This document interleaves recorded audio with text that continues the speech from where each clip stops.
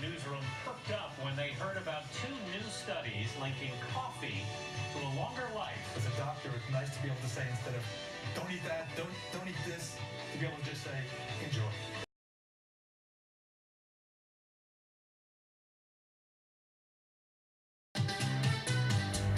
In our morning rounds, there's new evidence that coffee can lead to a longer life. Two studies from the U.S. and Europe showed similar results.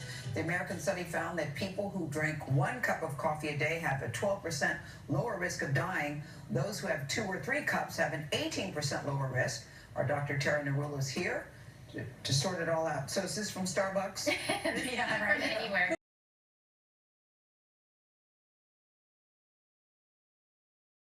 Funded this. Yes, who funded this study? But the bottom line is, because I always heard that don't drink too much coffee, and this says what? This says that our daily ritual, one of our biggest environmental exposures, may actually not only be safe but protective. This is basically adding onto a mounting body of evidence that suggests this. The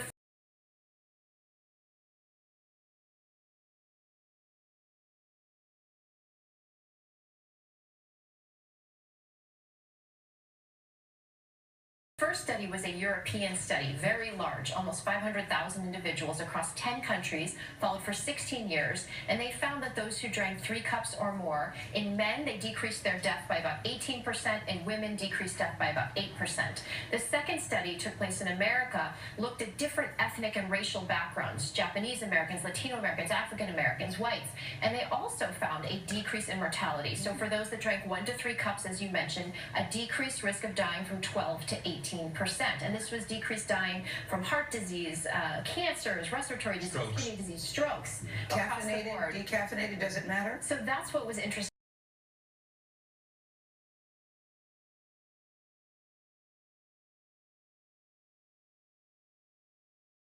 about this. I think we all think it's the caffeine, but in fact they found similar effects for both caffeinated and decaffeinated, which tells us that there's something else going on. We know that coffee has about 1,000 biologically active compounds in it. Things like antioxidants or polyphenols, vitamins like B3, magnesium and minerals, anti-inflammatory compounds. Research previously has shown that coffee is associated with a decreased risk of things like Parkinson's disease, liver and uterine cancer, type 2 diabetes. And in fact, when they looked at the blood of the individuals in the European study, they found improved markers, improved blood sugar, improved HDL or good cholesterol, improved liver function, and lower inflammatory markers. So my question would be,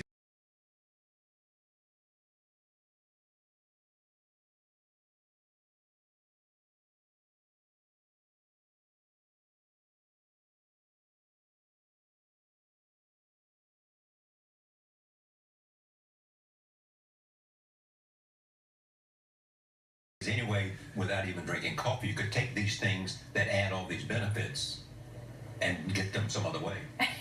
Well, that's possible, Charlie, but I think, we're talking about coffee. Yeah, we're talking about the bean. We're talking about the seed of the plant. And so certainly if you were to prepare it in a different way, if you're talking about the compounds that are within you. I just think this is such a healthy thing to do. Yeah. I encourage everybody to do it, whether you like coffee or not.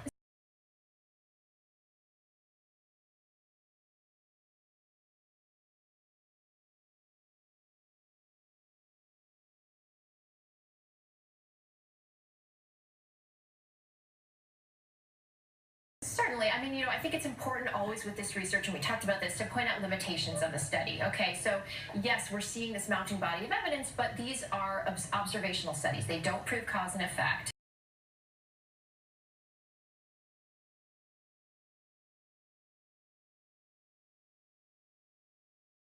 They were self-reported, so people had to fill out a questionnaire saying how much they drank. That can lead to errors. They also looked at either one point in time of these questionnaires or just a couple points in time. Obviously, your habits can change. In addition, you have to rule out other confounding factors. So, for instance, did people who were healthier tend to drink more coffee? And that's why we're seeing decreased mortality. Did they have other behavioral, dietary, or socioeconomic factors that played in? So, it's definitely important. We need more research. The researchers are quick to point out we're not saying go out and start drink coffee, but certainly a moderate coffee consumption, about 3 to 5 cups per day, 400 milligrams of caffeine, can be part of a healthy lifestyle. So don't feel bad for drinking your coffee. Yeah. What do you think, Gail? Do you think you may take that? You just don't like drinking coffee it at all? stains your teeth. I don't think That's why they have white strips. Yeah. Yeah. And it can affect your breath, some coffees. So Gum. Kind of like, yeah, gum. Yeah, gum. I got an answer for you, Gail. I'm going to stick with my white hot chocolate. Okay. Low fat milk.